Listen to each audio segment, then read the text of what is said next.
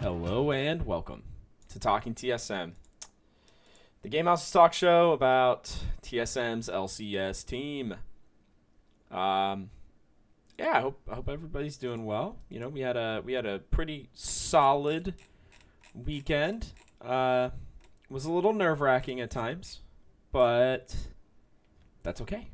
We take these, right? We take these. I know people are gonna complain, but I don't care. We take these, everyone. We do. There's nothing wrong with not playing well and still coming out on top 3 out of 4 times. It just means that you have more mistakes that you can fix and get better with. So, yeah, I mean, again, I personally have no issue with how we played and how you know it's just because this is good. You know, this is kind of what losers bracket is for a team like us. You know, we learn from these mistakes, we show off some new things, and then we go forward. So yeah, I'm fine with this. All right, let's just get into it. Game one. Udyr first pick is especially fine. I was really, glad to see it again. I think that most of the time it can be pretty good. And TSM showed that during this series, honestly. There were instances, though, where they maybe shouldn't have. We'll get into that a little bit later. EG mess up and pick up the Lilia for some reason in their first round. You know, there's no reason to do that when you already know what TSM's jungler is going to be. It's not like we're going to pick Lilia and Udyr, probably. So, there's just meh, and TSM are able to get Rel. One of Sword Art's best games on that champion, no doubt.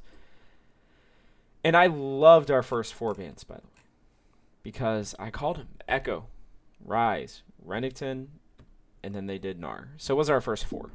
Apologies. They end up doing the Lucian for some reason, and I want to talk about that for a second. Why are we banning Lucian from Jizuke? I understand that it's a solid pick for them overall, right? But it's not like he's proven it to be something great. And even if you're that worried about it overall, why not just ban the Gnar first? There's a lot of other picks during this series that they could have banned. A lot of other champions that they could have banned, and they just didn't. And so I understand. I do. When Lilia is picked, it makes it a lot easier to go Lucian because Lilia can provide plenty of AP damage. You don't really need that AP mid. As we saw throughout this series, Lilia was picked, and yeah, they went with the Nico. But overall, I just don't get the Lucian. Maybe he was playing it in solo queue. I didn't have time to go check that. Maybe Power of Evil just didn't want to face it. But either way, it just felt weird. The rest of their bans, especially in this first game, were perfect. You take Jizuke off his comfort champions and make him play something else. Until he can prove differently, that's just what you do. And I think it was great. TSM get a great first gank from Spica up top in that top lane there for Huni. First blood, something that Spica gets very often in this series, which was fantastic. Sword Art. Then, after you see this gank that Spica then pulls off in the mid lane. Oh, no. First gank was not for Huni. Sorry. Apologies. That's a different game. This game, it was for Power of Evil. They kill Jizuke super early, which is fantastic because, that's not a great lane for a Syndra. It's not bad, but it's not great. And so Sword Art, for some reason, is just pushing up. He tries to, make a play.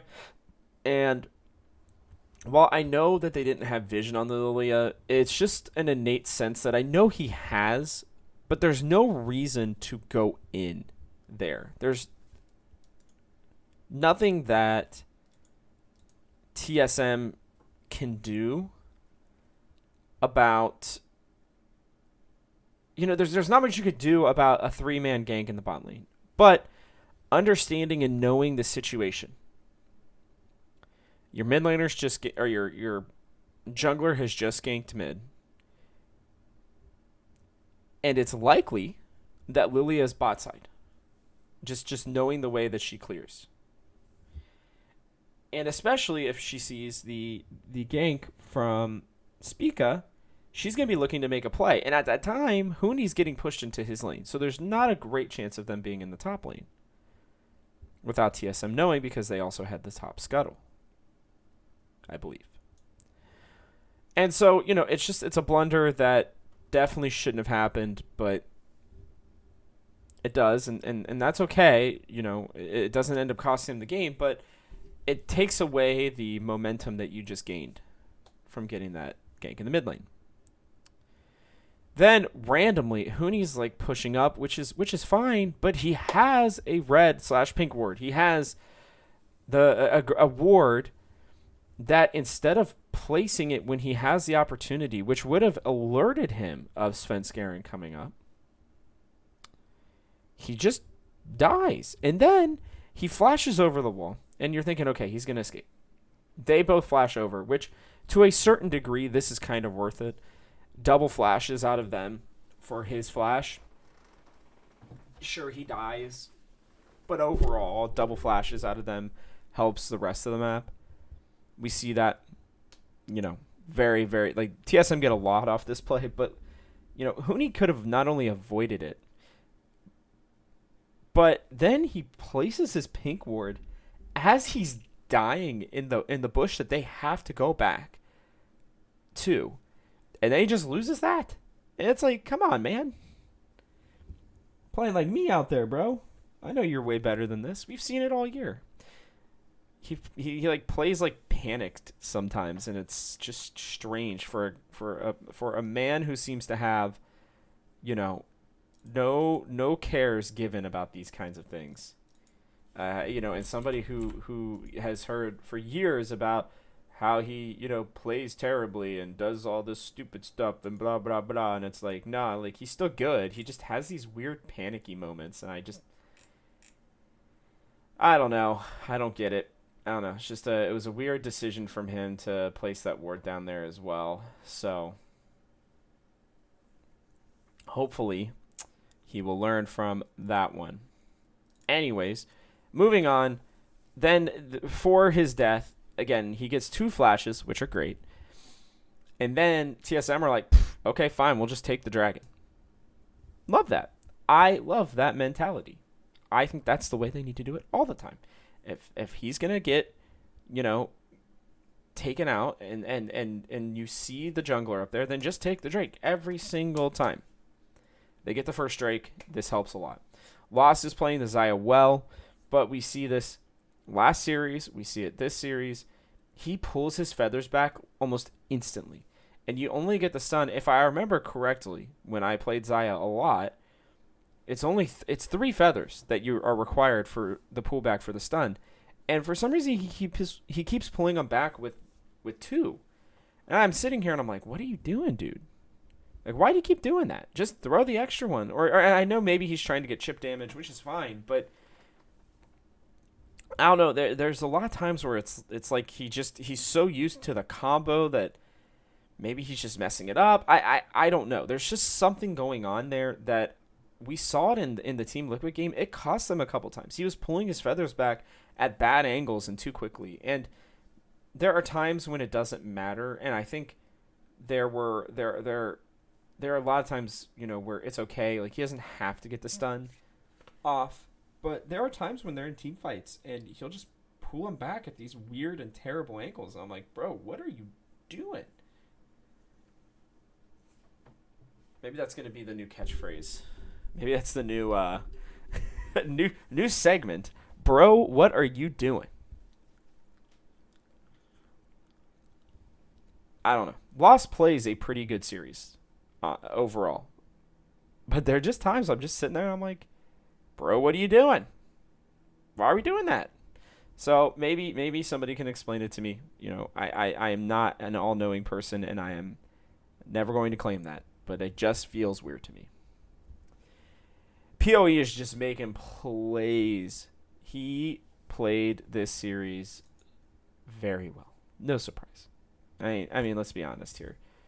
I didn't see a lot of these plays out of him necessarily during the season, but now I am hypersensitive to them because I'm really trying to find out what people were talking about.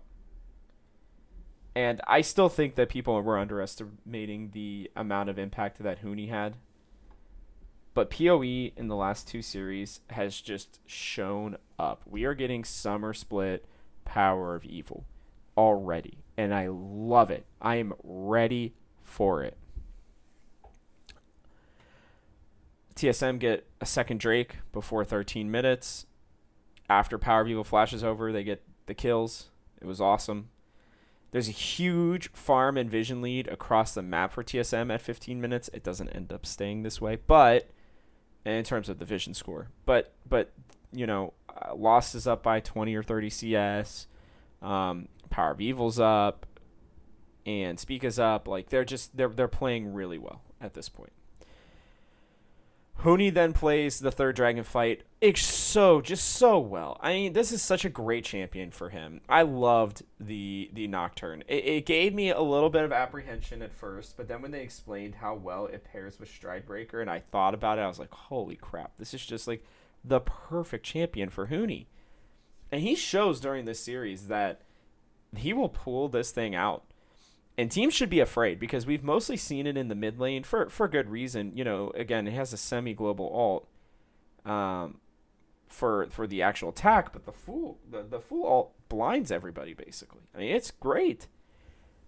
And Huni uses it not even to just attack so many times. And he also wastes it a couple times, but overall I would give him a plus from the way that he played overall with it.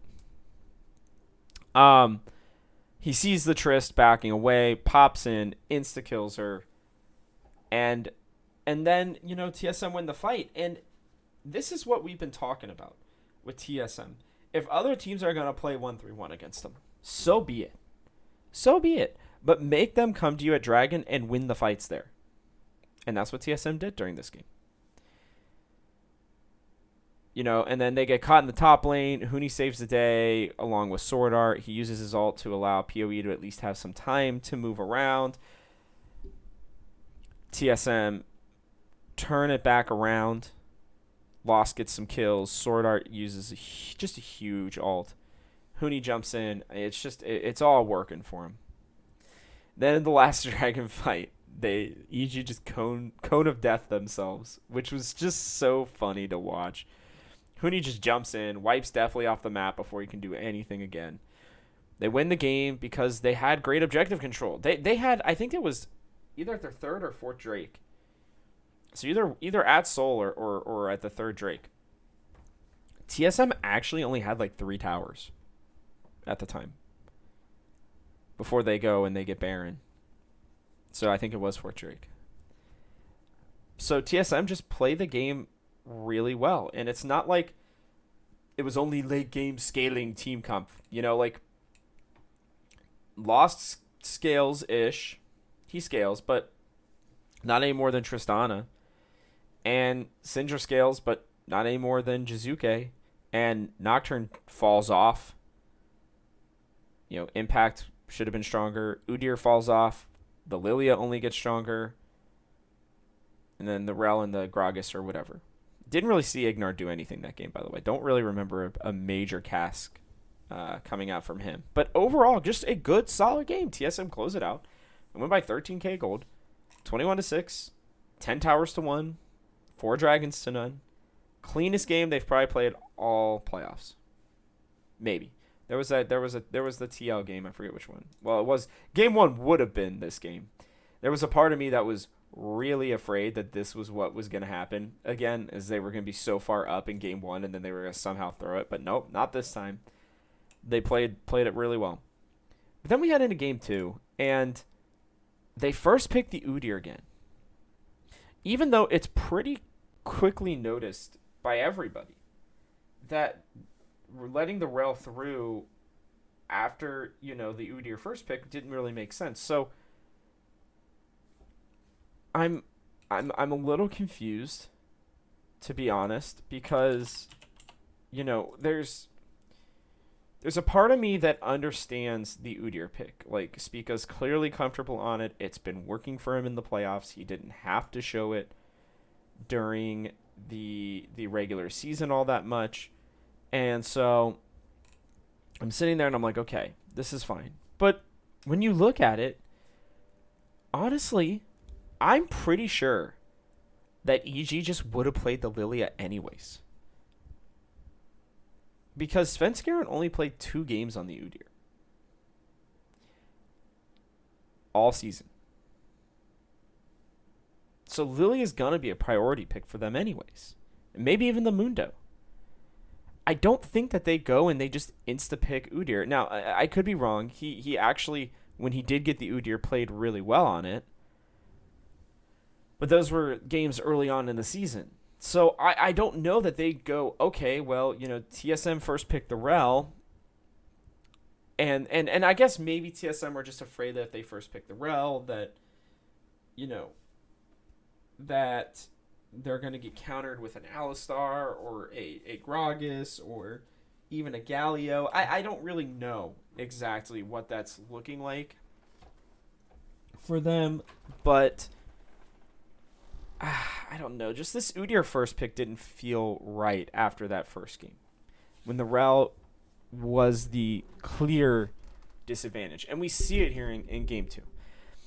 TSM then show that they are willing to play a 1-3-1 style. They pick the Camille, and they pick the TF. So you know that they're going 1-3-1. I am still glad. Clearly somebody on TSM, it must be listening. Either that or, we're just on the same page. I think that's the more likely option. But hey, a man can always hope. But, Echo and Rise and Renekton, again, in the bans. I really like that. I again, just take Jizuke off of the champions that he does the most damage with. But then in the second round, there were also 2 champions that we said, hey, this was making me think that they aren't listening. But they give up the Gnar for banning the Lucian. Why? Impact's 2 best champions this entire split were Renekton and Gnar. So why ban the Lucian? Something that hasn't even been seen. And not something that Jizuke really is probably going to pick anyways. Just didn't feel necessary. I did not understand it. But then Jizuke pulls out the Nico anyways, which was a strange pick in this series. But it kind of worked. It worked really well in this game. At the end of it, gosh, Huni picks up Ignite, which I know can work. I understand that, but it just hasn't looked great. It works fine in game 4, but it didn't work in game 2, against the Gnar especially. And we see it right at the beginning. Huni dies instantly, gives up first blood. Now he does come back down into the mid lane and get a kill, which is great. But even with the top focus, TSM get a Drake for it, which is fine. The early game is not that bad. But then, Huni ults, with Hextech Ultimatum into a tower. I don't get it. It was just a tough... I know it's tough because in real time, it's like, it's like watching a football game, right? And you see a guy come running in and he's barreling down and he hits a guy in the head, which you're not allowed to do in football anymore. And when you're watching slow action replay, right, or you're watching it from the 30,000 foot view, it's like, okay, dude, like that makes sense. Why are you doing that? But then in real time, it's tough, you know? I mean, he probably is trying to get it off before the flash comes out. And I get that, but he was still already so close. I mean, close enough to his tower that a flash pulls, Huni right into it. They give up 2, and they can't get anything from it.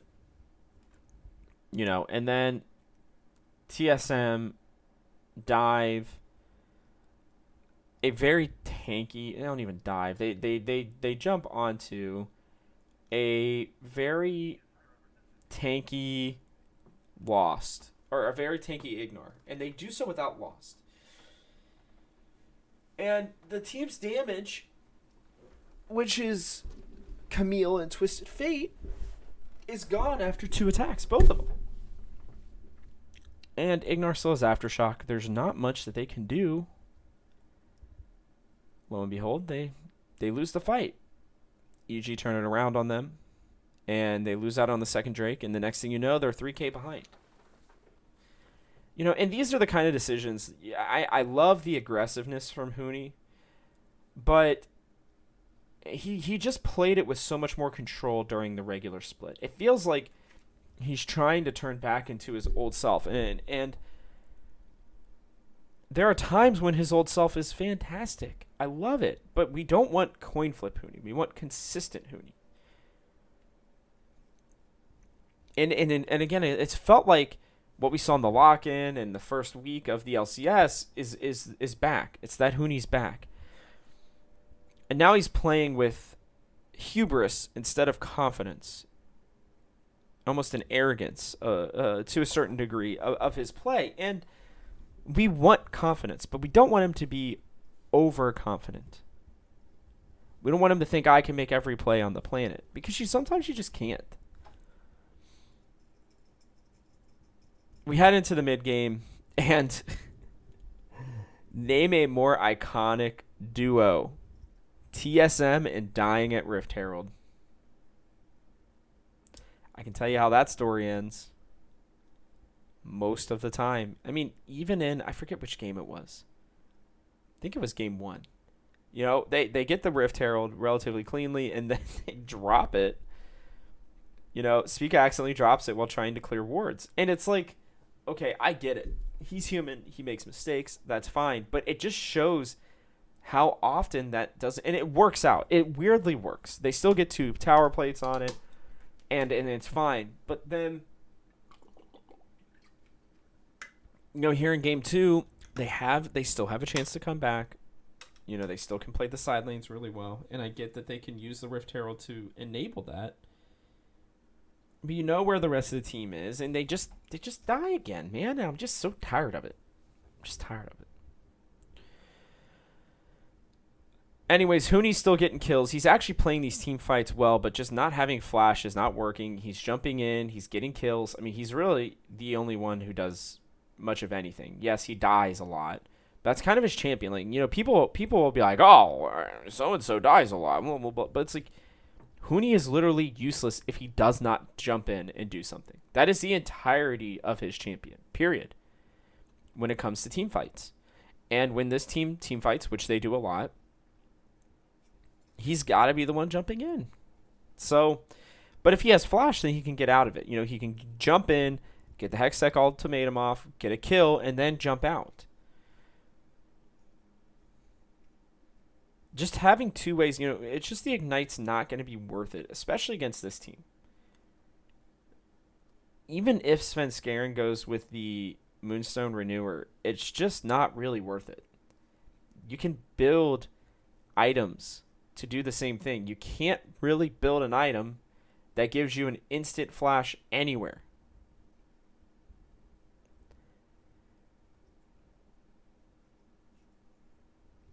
PoE is just not a great TF, by the way, either.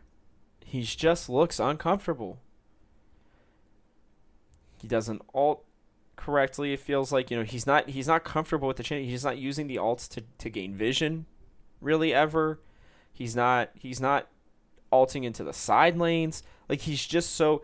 It's not the kind of player that he is. He can play a 1-3-1 with a different champion, but just not that one. And it sucks because TF is such an important champion in the meta right now and has been for the last couple of years. I just would like to see him play something else. I mean, just put him on a comfort pick for now and let him work on it during the summer, but not during playoffs, guys. I'm sorry, but you don't test out something during playoffs. I don't. I'm not a big believer of that, to be honest with you. And I know that some people are, and that's fine. But I'm not. I don't like that.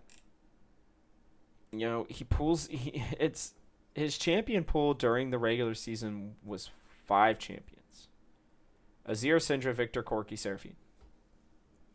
And so far during the playoffs, we have seen Syndra, which has been great, Seraphine, which has been great, Orianna, which was outstanding, Azir, which is one of his best champions, but still doubt he'll get it.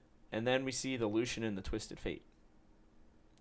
I didn't hate the Lucian pick, and I don't hate the Twisted Fate pick, but they don't really work that well with him. And I like the Seraphine pick. I really do. I wanted him to be playing it during the regular season, and he finally did, and it was good. Seraphine is a pick he can realistically play, but still, you only played it once during the regular season, and bringing it out twice during the playoffs is tough, man. And I get it, you know, he's getting his Azir banned, but there's just... And Victor wouldn't have been good in this series, so I get that too. But bro, the Orianna's going to be up a lot of times now. People can't ban Azir and Orianna and all the other stuff that they need to ban.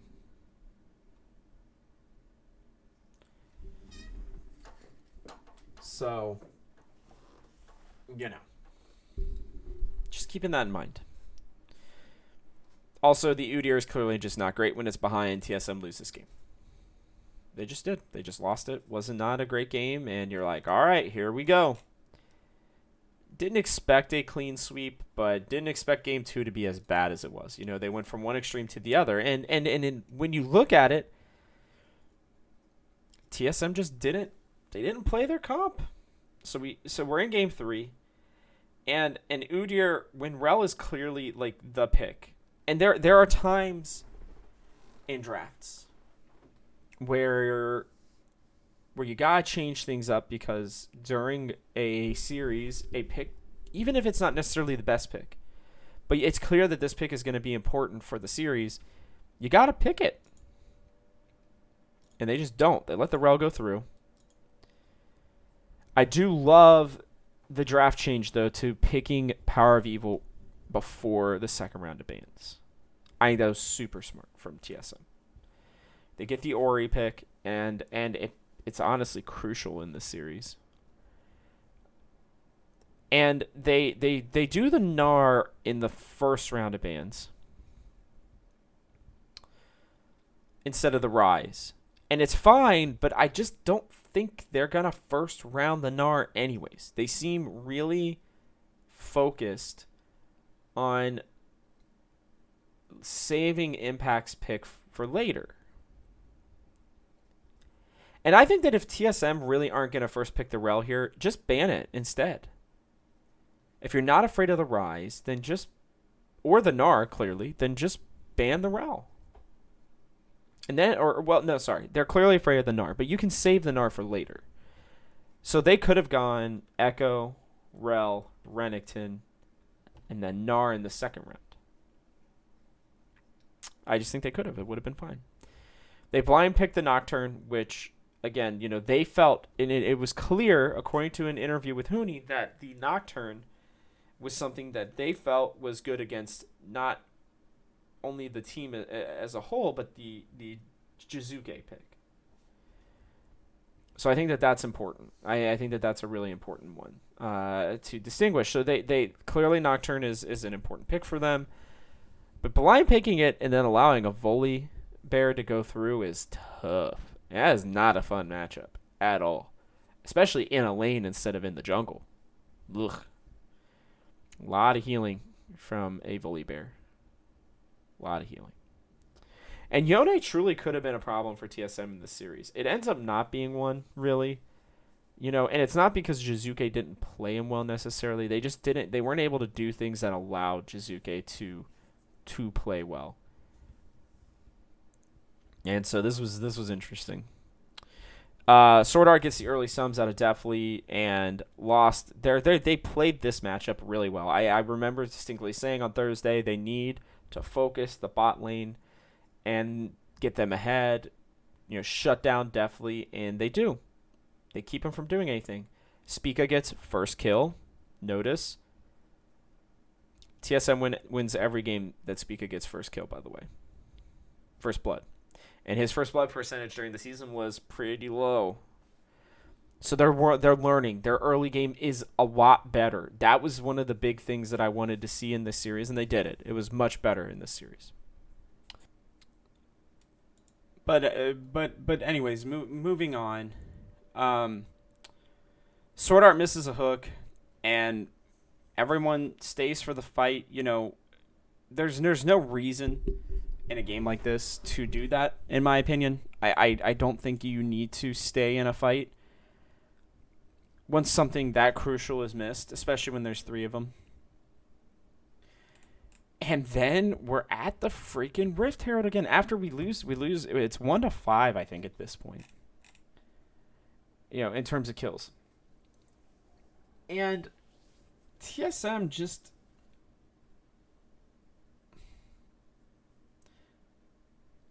No, it was 1-3, I think. It was 1-3. Because they lose 2, yeah. It was 1-3. And they go to the Rift Herald, and they see everybody, and they still die.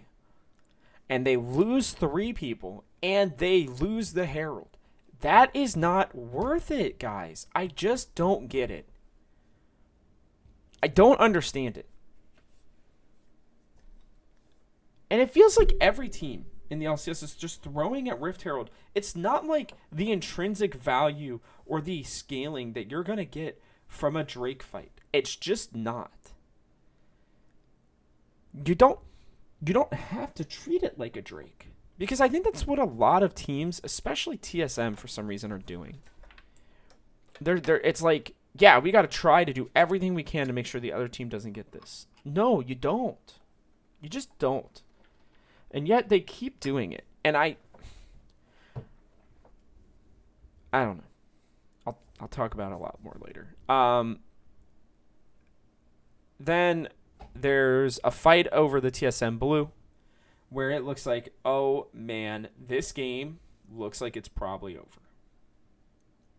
Right? Because if TSM loses 3 here, because it was Huni, Spica, and Power of Evil. And if they lose all 3 of them here, I'm really worried about this team. It might have actually been Sword Art. I don't remember exactly. But what I do remember is that Spica's about to die because the Volibear is ulted over. There's a lot of things going on. It's not great. It was Huni. Huni was there because he gets the kill. Because he gets a shutdown specifically. And Power of Evil ults Jizuge. And TSM are saved. Spica lives. They get a kill. TSM gets the shutdown. And then Lost and Xayah, they're up a lot of CS now. They're up like 20 CS. And he gets a tower. And it's TSM's right back in it. And then it looks really scary again because for some reason TSM are fighting in the top lane, which is fine. And Lost is doing a lot of damage to Svenskeren. Svenskeren can't do anything. He's just getting kited to death. And Lost is chasing him down. And he's probably maybe 1-2 feathers away. So 1 good Q out of Lost. But Lost has to expect that the rest of the team's going to be there. And for some reason, he just flashes in and dies for no reason. Trying to chase down 1 kill. He pulls a full-on tactical. What we've been seeing out of him. A wild turtle as well, as somebody pointed out to me, which is true. And it's like, holy moly. But Power of Evil and Speaker are like, whatever, we're going to get our second Drake. And so even though TSM are down 2 kills to 7, they're not down even 1k gold due to farm leads in mid lane and bot. Lost is specifically up 30 CS and is getting ready to finish his second tower. And you can tell he's going to be huge. He's going to be really strong. yet again, this game's looking a little crazy because then Ignar Hex flashes and just really puts TSM in a bad position. They get a couple kills, and I'm starting to worry again. I'm like, man, when are we, like, what is going on? You know, EG's playing well, but TSM really should be playing this a lot better. They have a better team comp, and I'm just, ugh. It's not great. Sword Art hits what I'm going to call the hook of the ages to turn this game around. And I understand that definitely doesn't play it necessarily very well. But either way, definitely is going to get hit. He's going to jump out at some point. And what it does is it's an engage that allows for TSM to actually do something. And definitely just can't do anything. People want to blame him for it, whatever. But when you have Sword Art just hitting the hook in general, right? Because Ignar, for the first time, basically all game is out of position. And then TSM are just swiftly ready to go. Huni jumps in, nearly kills Deathly. Lost, does the final hit. And then he plays the fight so well. And without Deathly being there, TSM's health bars are super low. But guess what? They got the kills because there was no Deathly there to make sure that they couldn't. TSM take the advantage. They start pushing their way to victory. And at the very end, they EG tries for one more fight. Power of Evil and Lost just pop off. Power of Evil has his shockwave ready to go. They try to dive onto, I believe it was Spica and Huni. It was Spica and Huni. One of them just stopwatches, and I mean, I love it, man. It's such a great, we haven't seen the Orianna since lock-in, and I pointed that out a couple weeks ago. And we finally get to see PoE, and he has just shockwave after shockwave, and he's just always in the position. And it's because that's the way he plays, man. He's got that mindset. And it's such a great combo. TSM turn it around, and disengage and win the fight. They're up 2-1, and we head into game 4, and we're feeling a lot better. And man, oh man, was game 4 not a great feeling. Because TSM give up the Rel, they take the Camille again with Ignite. And I'm sitting there like, the one thing they do is, they can 1-3-1 because they picked the Syndra early. And that's good.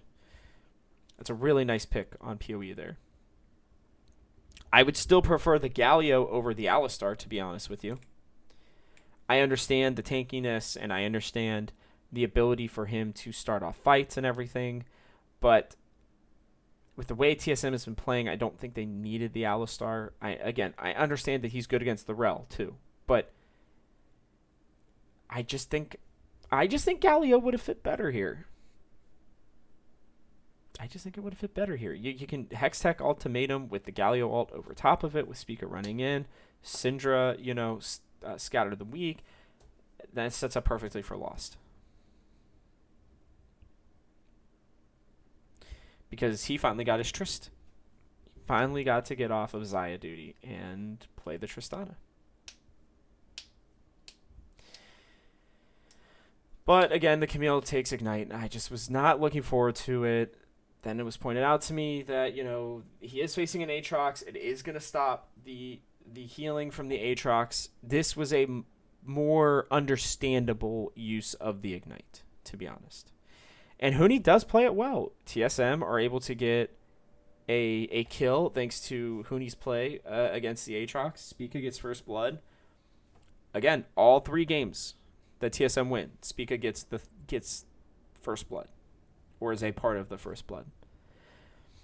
And that was something that TSM just weren't doing well. So their early game pathing, their aggression, their understanding of each other was much better in this series. I want to see them carry that over for the rest of the playoffs, actually for the rest of the year. For the rest of all time that this team is together. But then they give it right back. They have a chance to disengage. They're attacking in the enemy brush. And you have 2 champions that are great in AoE. and yet you have 2 melees.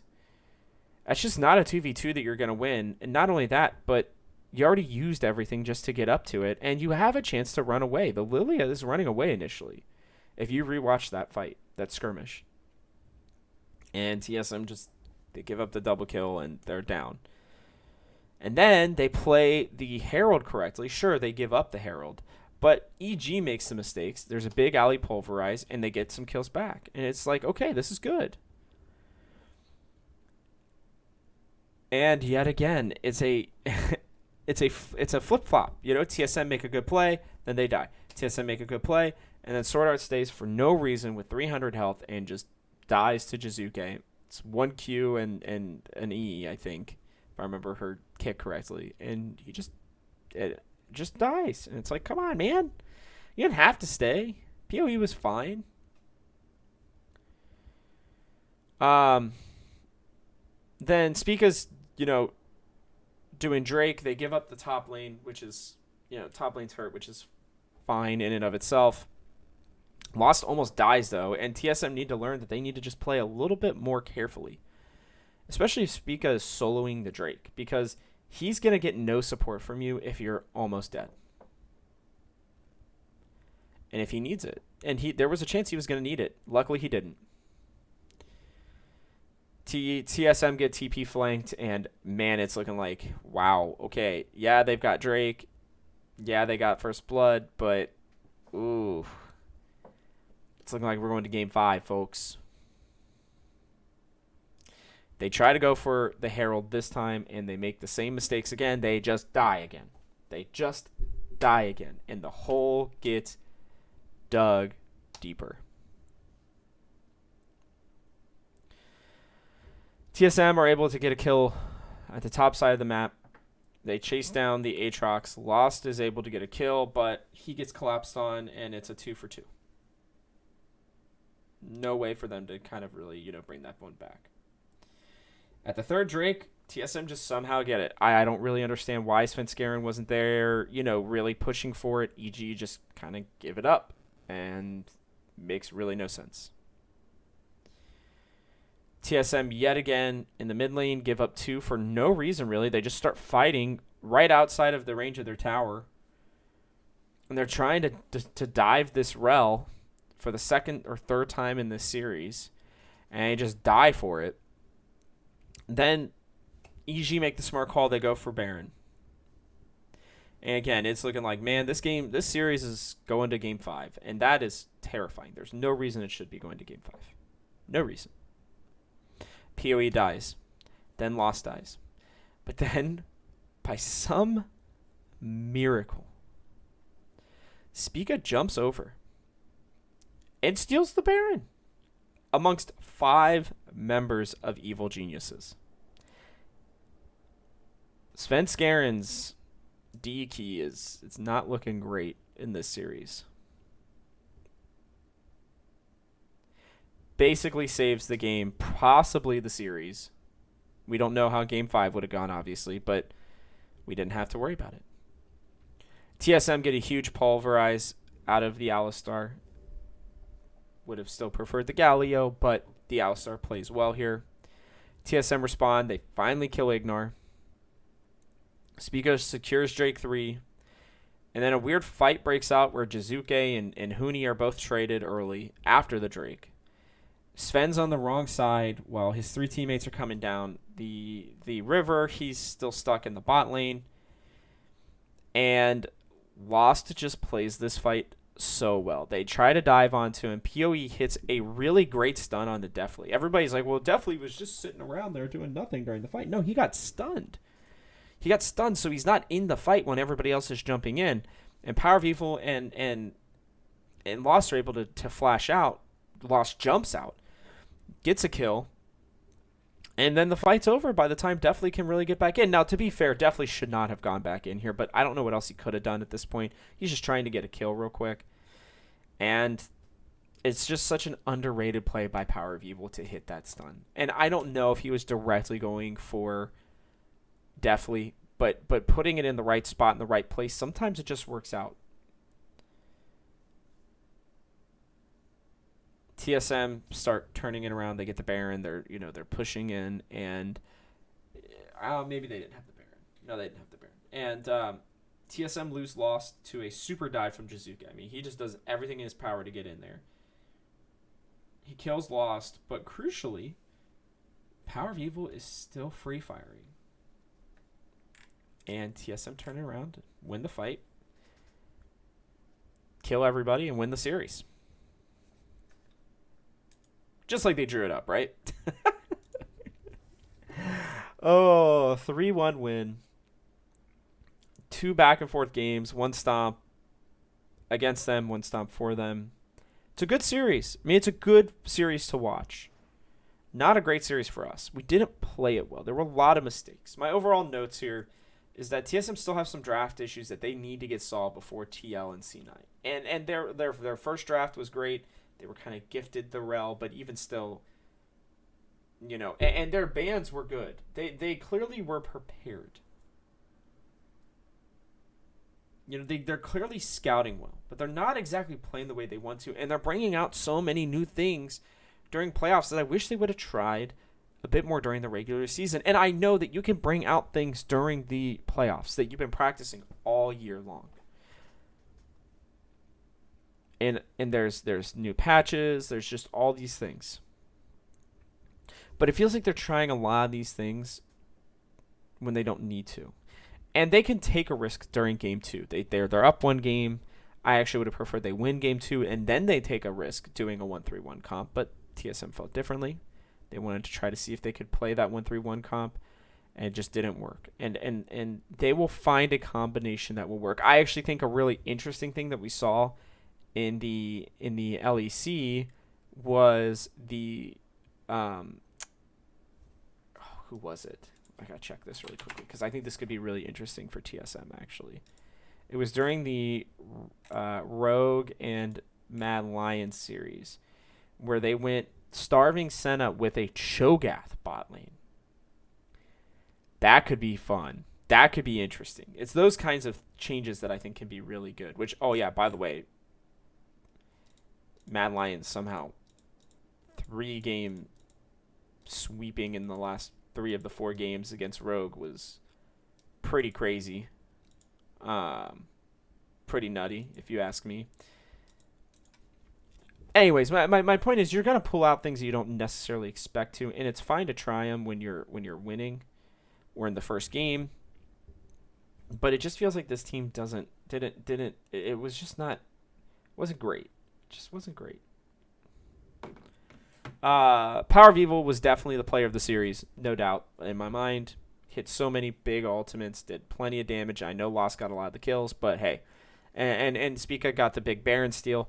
But I think Power of Evil is the reason that they win this series. I think he hit so many crucial ults. He played his matchups really well. His TF was awful, but everybody in the series had a bad game that game for TSM. So we'll cut it out.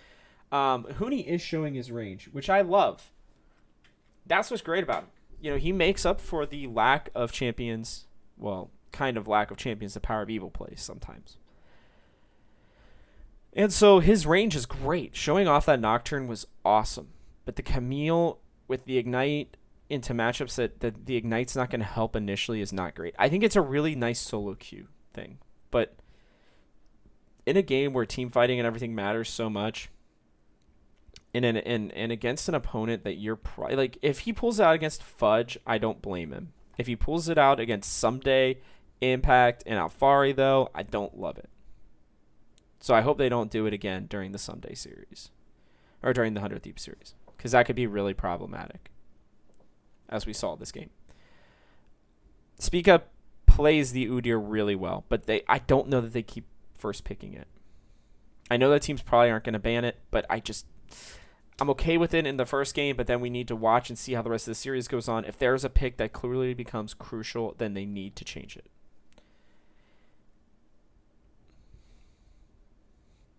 I know Closer is a better Udyr than Svenskeren, but still, I don't know. We'll see. I just don't love that they stuck to a first pick when it wasn't necessarily the catalyst for their winning. That's all. It was good. It's a good pick, but it just didn't feel like they needed to do it.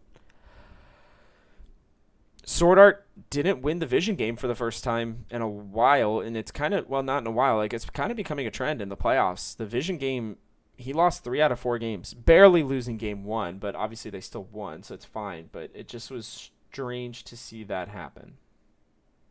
Really strange to see that happen.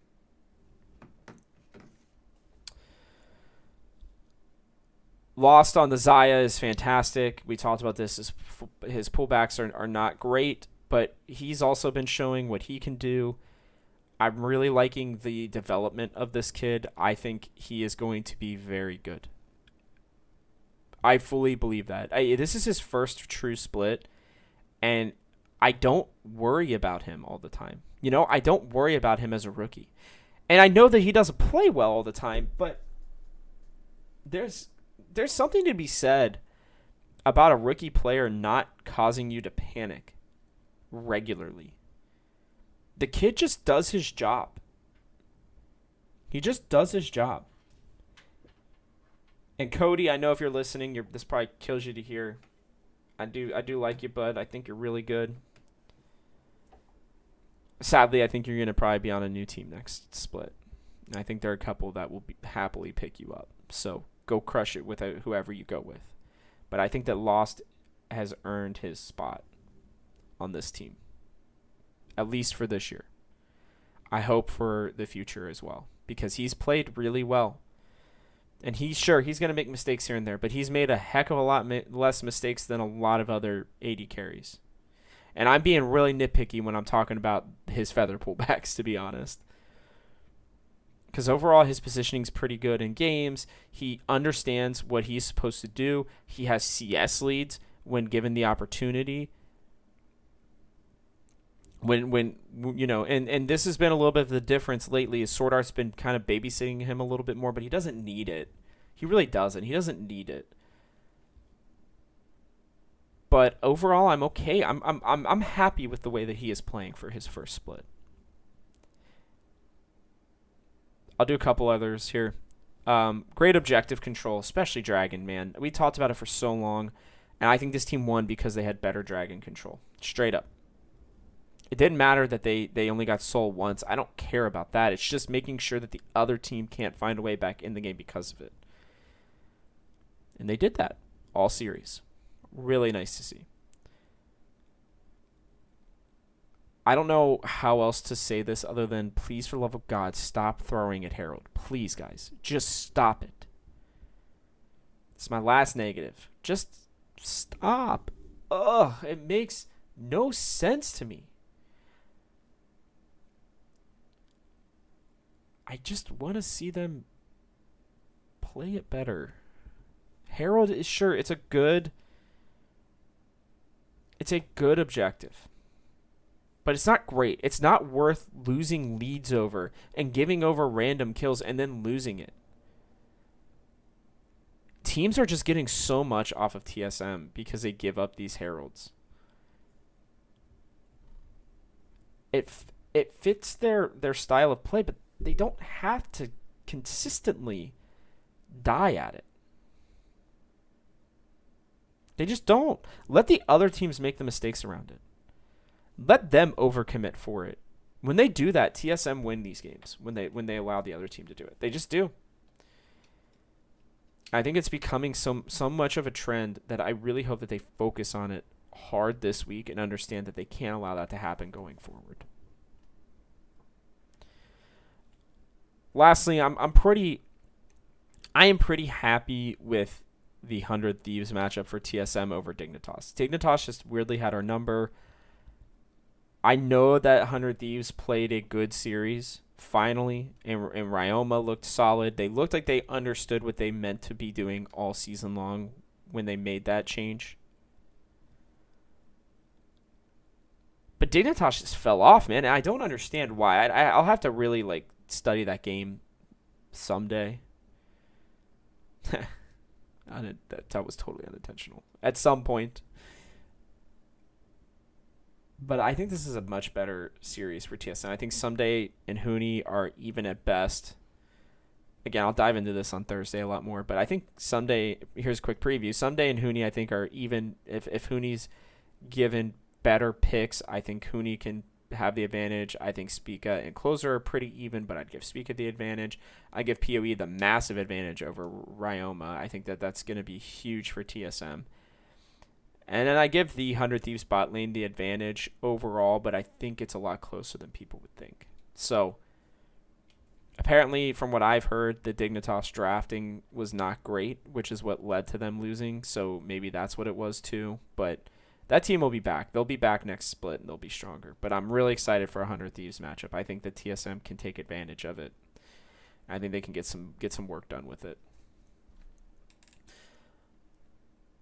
Last thing here. Overall. TSM Academy will play on Wednesday at 6 p.m. Eastern against Alorum and Zoo, whatever the heck their team name is. Zoo's Gaming.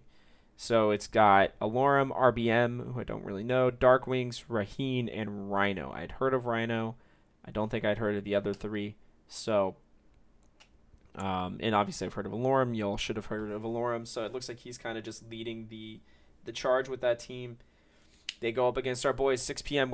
Wednesday. And after the debacle between Solified Esports, CLG, Barrage, and Dignitas Mirage, which Mirage were normally their own thing, but now they're part of Dignitas. Apparently, the third team for them, they all make it. So all the Academy teams made it, by the way, and 2 third teams, EG's and Dignitas' third teams made it as well. Then you got the Wildcard, No Org, Barrage, and Zeus Gaming. No Org made up of Viper, Onda, 5 Fire, Value, and Big. You've heard of, I think, all of those players probably, except for maybe 5 Fire and Value. We talked about Zeus already. EG Prodigies, Tomio, who played in the Scouting Grounds. Aspect, Shiro, Mist, and then I think it's Surdy in the top lane. Wildcard Gaming here. Quacker, Panda, Zeno, Team Luke, and Daption. Haven't heard of any of them. It'll be interesting to watch them.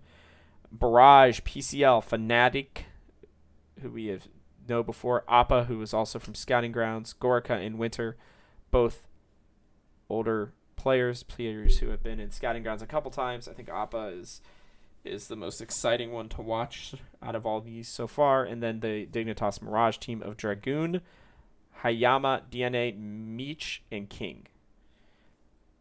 Not the same King, I don't think, that's on C9 Academy, right? Yeah, different King. So 2 Kings. Here are the matchups. Actually, the Kings will be playing each other. That's actually funny I said that. So C9 Academy versus Dignitas Mirage. Zeus versus TSM Academy, Fly Academy versus EG Academy, 100 Thieves Academy versus CLG Academy, Dig Academy versus Wildcard, Immortals Academy versus EG Prodigies, their third team, No Org versus Golden Guardians Academy, and Team Liquid Academy versus Barrage. I'm excited to see this. I'm excited to see who plays well. I'm going to try to pay attention and watch these games when I can. You guys should as well. Whew. That was a long one. Didn't stop. No stop. We got this. Also, go check out Wild Rift if you can. In the Americas, it is up, and people can play it now. You can download it currently. So, go do so. If you like this show, please take a second to like, subscribe, and comment if you're watching our YouTube channel. Hit the bell icon so you don't miss another episode. Also, I want to make this the #1 TSM podcast on all podcasting platforms. If you feel so inclined, please leave a review, especially if you are listening on Apple. That would be appreciated. Share with your friends. Check us out on Twitter, TGH Robert Haynes and TGH Esports. Please use the hashtag TalkingTSM when tweeting at us or sharing. Lastly, head to thegamehouse.com. Head to our TSM page. Read my comment or my content when I put it out there. And as always, thank you for tuning in.